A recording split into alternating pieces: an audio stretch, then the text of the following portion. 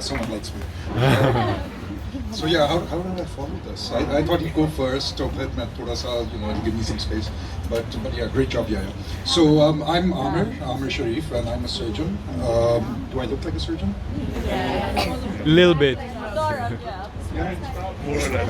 So well, okay. I don't have my superhero cape with me today, but I don't have my superhero cape today.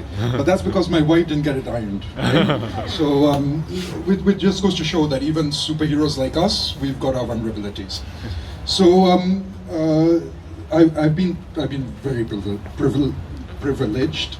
I went to Aga Khan University, which is where I did med school, and then following that, I went to the US, where I trained to be a surgeon. I went to Yale University out there, which is in this town called New Haven, Connecticut, not too far away from New York. And so when I got there, it was a Sunday morning when I got there, right? And it was the early hours of Sunday morning, so sort of 3 a.m., 4 a.m. So I got there with all my luggage. I get into the apartment that I've rented, and the apartment's all bare. So I get in, and I plan I'll sleep for a few hours, I'll wake up, and then I'll go shopping and get furniture and groceries and all of that, right? So I wake up a few hours later. This is New Haven, Connecticut, a small town. I walk out into the street, and I see no one. No one, right? And I'm coming from Karachi. I have not seen a street in Karachi where there has been no one at any time of day or night, right? So that's where I trained.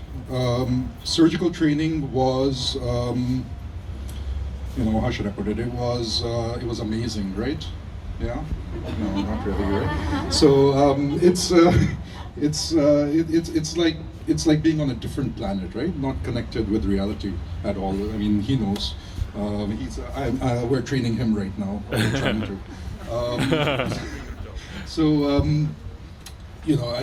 I remember getting up at 4 in the morning, going into the hospital, coming back late at night, and and it was just rinse and repeat. That's what we would do. And as you get older, or actually we have some senior surgeons here. So as we get more senior, I shouldn't say older. As we get more senior, life does change. So it gets a little bit different, but it's still tough nonetheless, right? The hours may get a little rough at times, but we do enjoy what we're doing. And Aisha out here, she's my wife. So Aisha, I'm the guy that comes home after you've gone to bed and gets into bed with you and leaves before you wake up in the morning. That's me.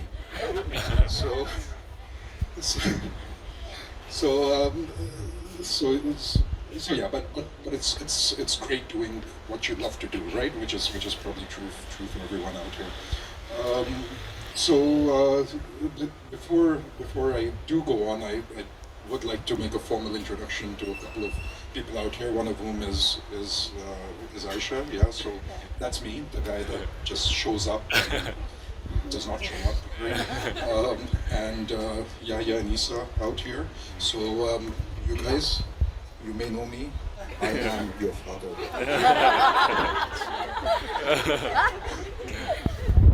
Okay, so really, when we look at things, there's two kinds of people in the world. There's surgeons, and there's everyone else.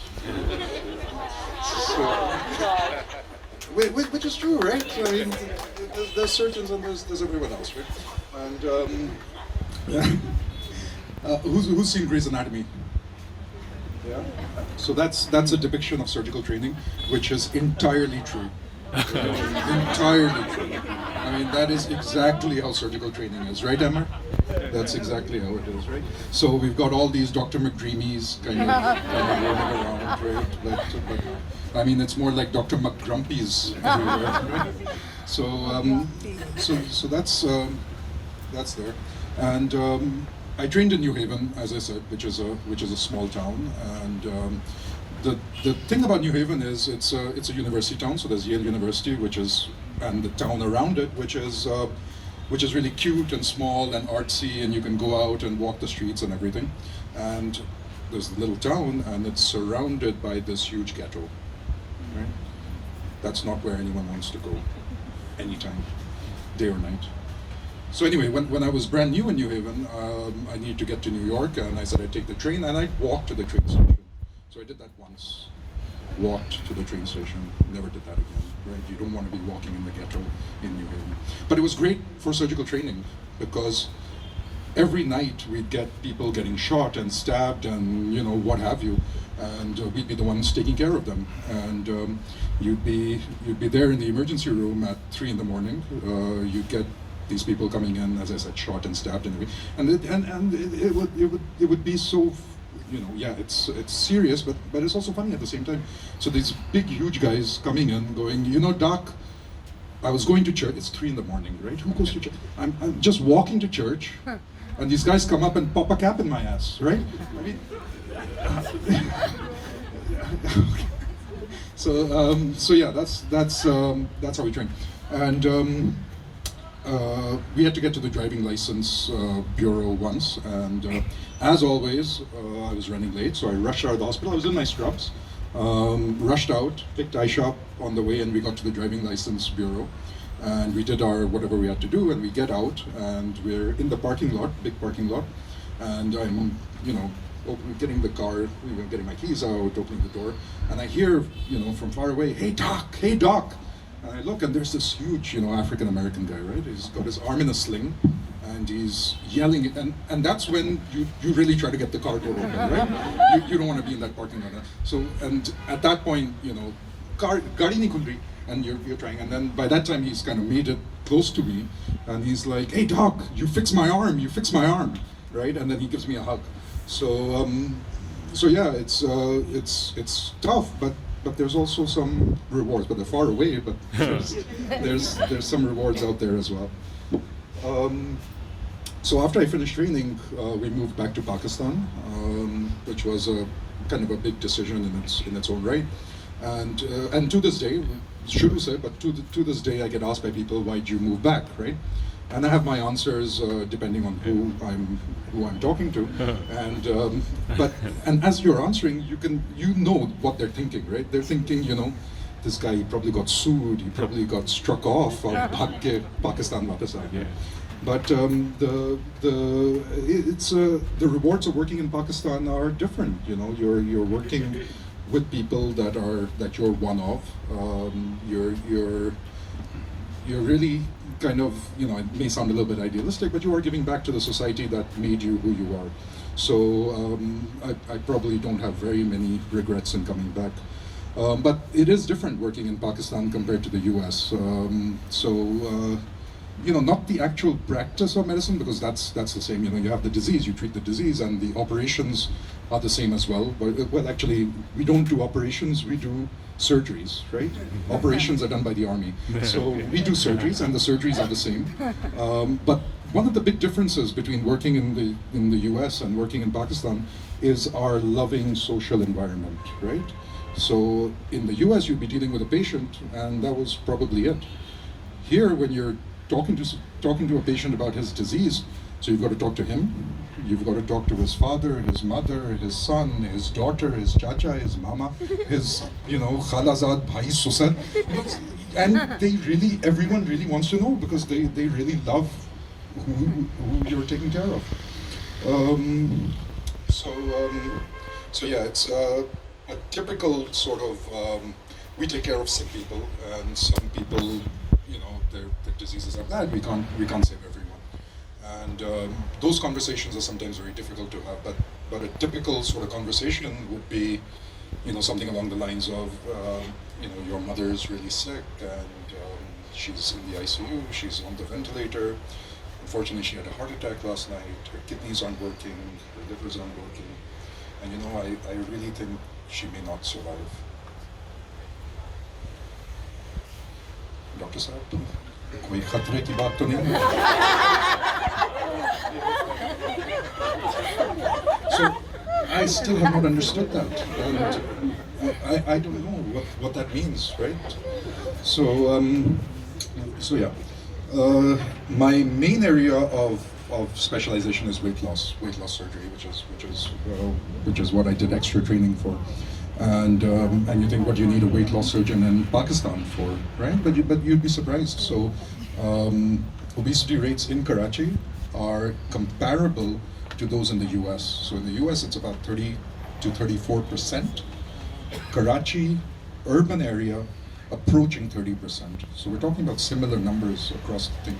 And recently, Pakistan got into another top 10 list, right? And it's not for corruption, it's not for being the worst place to live in the world, but it got on the top 10 list for obesity. So Pakistan is the 9th most obese country in the world, which is amazing, right? So yeah, that's what I do. And those conversations are a whole different ballgame when you're talking to someone about weight loss, because it's not just about the surgery, it's about doing everything that comes around it. So I'll be talking to these 200 kilogram people that come to my clinic and telling them that, yeah, surgery is a part, but you've got to do all the lifestyle things. You've got to watch what you eat, you've got to exercise, you've got to do all of that. And they listen to everything. And then they're like, Dr. Saab, अगर operation के बाद भी exercise करनी है, तो फिर मैं पहले से कर लेता हूँ. Which is like, yeah, sure, please do that. You've got to fix all your lifestyle because the operation ain't no magic wand. Yeah, I used magic wand. It's no magic wand. All right, so but doing this kind of work, the weight loss kind of work, it takes you beyond being just a doctor or just a surgeon, because for that person that you're dealing with, you end up becoming their dietitian, you become their physiotherapist, you become their psychiatrist. We've got a psychiatrist in the house, or we did. Oh yes, we do. And you become their psychiatrist, and you end up sort of becoming their life coach as well, because surgery ek hissa hai. The whole thing around it is even more important at times. So there's this high functioning health professional. She comes to my clinic, and I know her from before. And she comes to clinic, and she's very goal oriented. She's like, okay, so we're going to do the surgery. This is what I'm going to eat. This is what I'm going to exercise, and blah blah blah. She's got it all planned out, right? So we're talking. We're going through the logistics of it now, and suddenly she just like, Amir, am I going to survive? And she just starts crying, right? And this is not what surgeons are brought up to deal with, right? We don't want to deal with people that are crying in front of us. So what's our favorite?